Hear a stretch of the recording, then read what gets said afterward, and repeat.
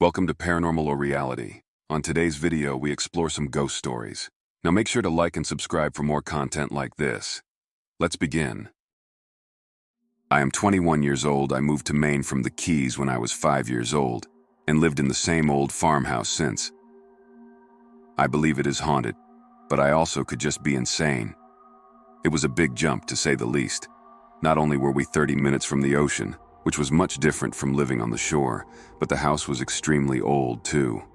Maine is a very cute state. Anyone who has seen it knows that it has a very quaint, peaceful awe to it. Much of its land, including its buildings, are old or historic. Life feels very slow and calm here, hence why it is called vacation land. But residents of Maine know its nature to be somewhat different. Maine, as well as all of New England for that matter, has a very strange feeling to it. As if someone is watching from the woods. It looks cute and quaint. It almost feels scarier because it does not visually pose any immediate threat. But it's alluring, cold, and eerie at many times. I remember arriving to the house for the very first time. It was beautiful on the outside, tucked into large, bushy trees and pine with a river behind it. The property was huge, filled with rolling hills and trails that followed through tall pine. It was summer when we moved. I remember believing the place was magical, and that it might have had fairies. Mom and I walked around exploring the property while Dad started taking things inside. The river was beautiful and wrapped around 3/4 of the property's line. The woods were dense with clear trails, surrounded by pine, birch, maple, honeysuckle, goldenrod, Queen Anne's lace-twisting ferns, and other wildflowers. My mother noticed a less visible trail that went across a small runoff from the river. We jumped over and climbed up a steep hill to see beyond it a waterfall and a very old stone foundation. I asked what it was. She told me it must be a mill. At the time, I did not know what a mill was. She explained that this was somewhat common for Maine. We trekked down to it, and it was beautiful. We discovered many things buried in the water and surrounding woods. Pottery shards, bottles, and 2 coins. We later brought them to our town's historical society. They told us that the original property was built in 1779 with a mill. The original property, other than the barn that still stands, was lost in a fire, and the family moved. In 1891, a new house was built connecting to the barn, which is the home we live in now. It was a really cool discovery, and is what got me into studying history, which is now my major in college. Then we went inside. It felt nowhere near as magical as outside. The windows were very tall with old, warped glass. The hardwood floors creaked, and something about it felt off. I cannot explain it with words. It is almost like it was breathing. My sister and I ignored it and explored the house, calling dibs on bedrooms. Because of its age, it needed renovations. My father is a carpenter and paid 2 of his buddies to help with the move and with renovations. While they renovated, my family all stayed in one room while his buddies slept on an air mattress downstairs. That night, I had sleep paralysis. For context, I had never had trouble sleeping before and had never had sleep paralysis. That night was my very first experience with it. I dreamt that there were spiders crawling over me and that I could not move. There was also a hand inside my mattress, reaching up and trying to pull me in. I woke up in a terror. My parents wrote it off as stress caused by the move.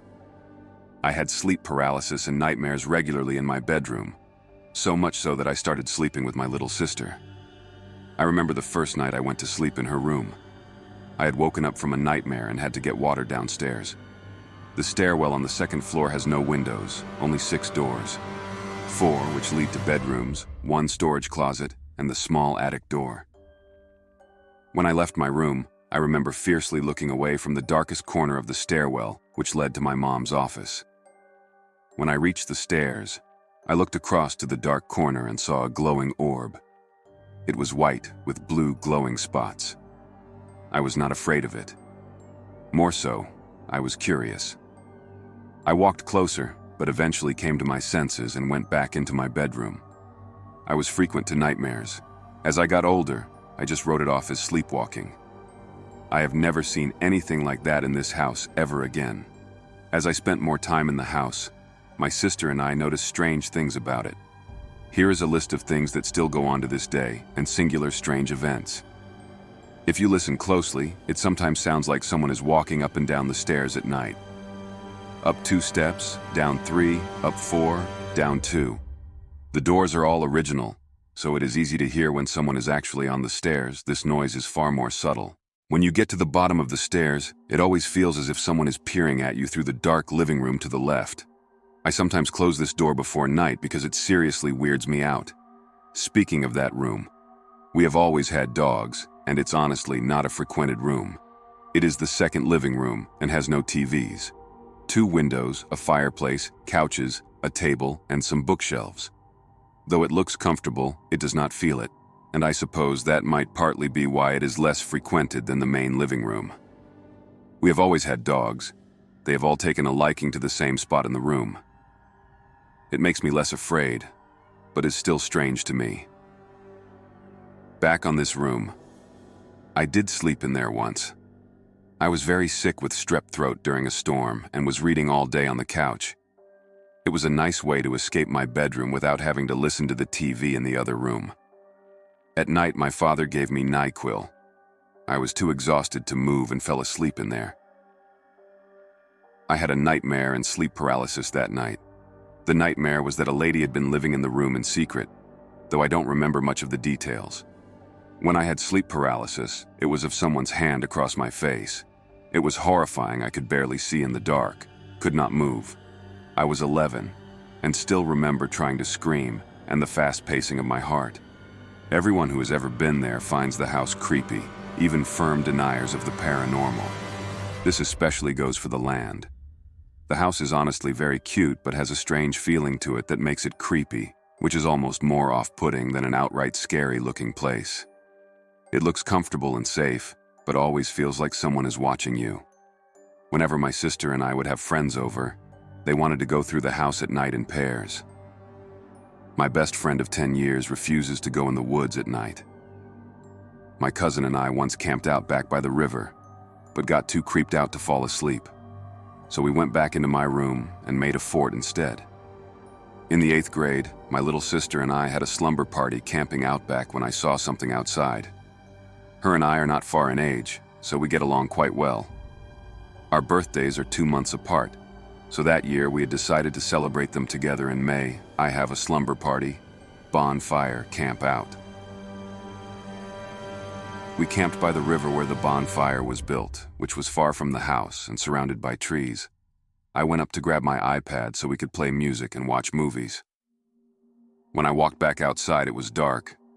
I was frozen in the mudroom when I first saw it, staring through the warped windows. It looked like a man in a white t-shirt, pacing in circles. I couldn't make out distinct features, but knew it wasn't my father because he was the only adult there to watch the fire. I stared at it, pacing for what felt like minutes, with a wrench in my chest.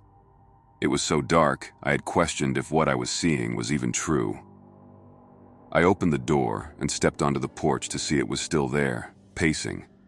I went back out 20 minutes later with a flashlight. It was gone without any sign of it ever having been there, not even shoe marks in the dirt path where it was pacing. When I went to college, I stayed in a dorm for a year. Campus was 30 minutes away, but I quickly fell into a depression. I missed my family and dog. So I started commuting. When I came back home, my sister had taken my old room, so I had to move into the same room we had all stayed in for the first few weeks of the initial move-in. I started having sleep paralysis again. In 3 of the dreams, there were spiders in my bed. In 2, someone was standing in the corner watching me as I slept. My cousin saw and heard something in the woods when we were playing manhunt. He believed he saw a woman with dark hair standing in the woods. We all went inside after. I recently had my cousin over. I hadn't seen her in years due to her moving further down east. We had some wine and talked about all the times we had found the place to be creepy, as we were slightly creeped out. I told her about the dream when I was sick. She went dead silent and got pale. I asked what was wrong, and she confessed to having a very similar dream when she was a kid.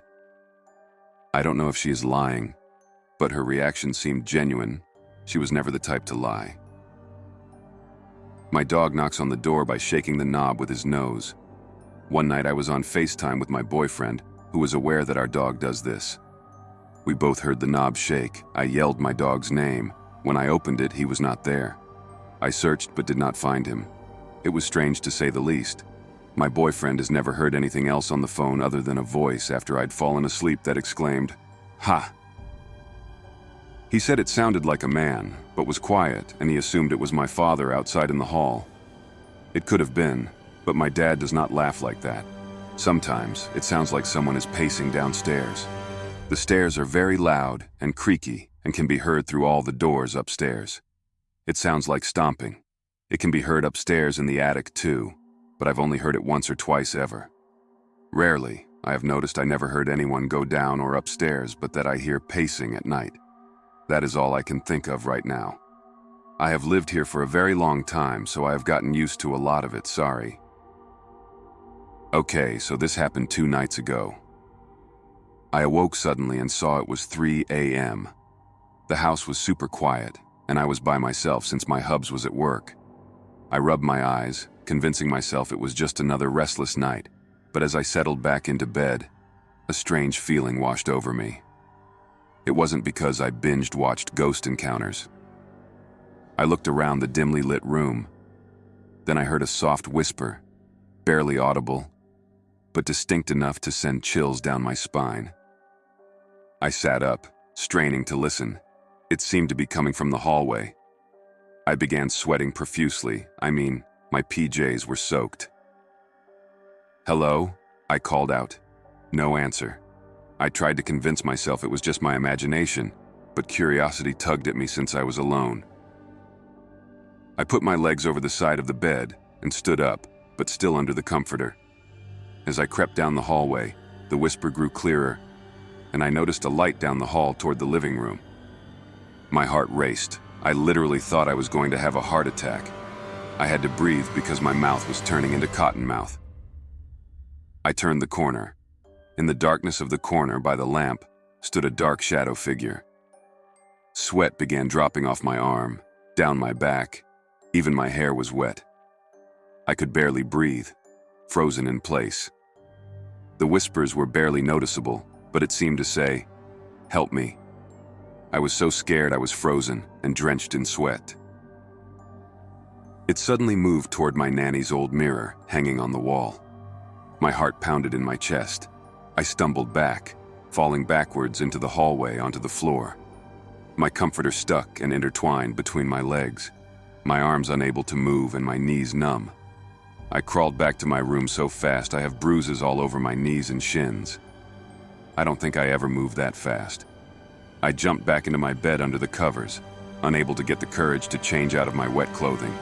I stayed under the covers until daylight. I called out of work because of the lost sleep. I don't know what to do.